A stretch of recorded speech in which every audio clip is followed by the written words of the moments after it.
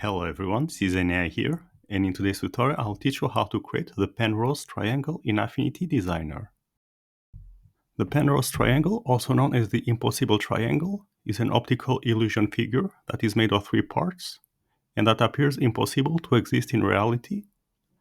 Alright, so to get started, we go to File New, and we create a new composition. We give it 1000 by 1000 pixels in dimensions. And then we go to the Margin tab, and we uncheck Include Margin, and we click on Create. And then we make sure that Snapping, Snap to Grid, and Snap to Object bounding boxes are enabled.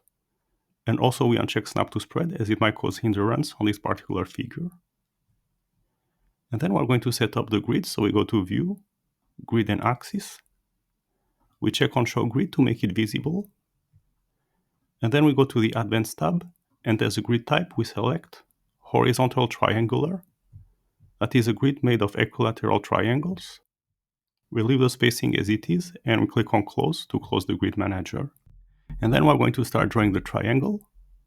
So we take the pen tool, we set the fill to none, we leave the stroke as black, and we set the stroke width to 1 point. And then we're going to start to draw the outer edge of the triangle. So we start somewhere here in the upper part of the composition. We position a node.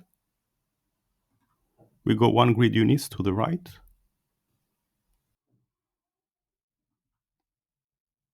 And then we go 6 grid units towards the bottom right. Then 1 grid unit towards the bottom left. Then 6 grid units towards the left. 1 grid unit towards the top left. And then back to the starting point to close the shape. And then we press on Escape to unselect.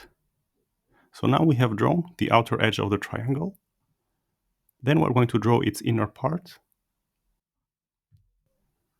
So we start from here, from the top left corner.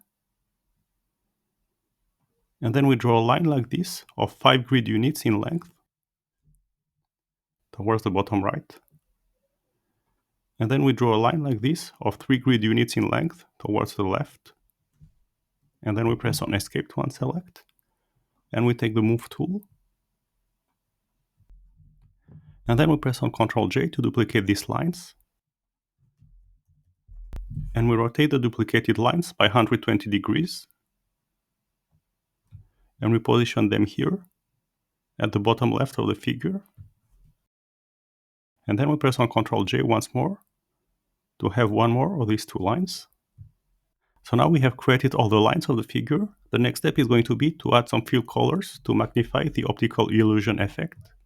So we press on Ctrl A to select everything. We take the vector float fill tool.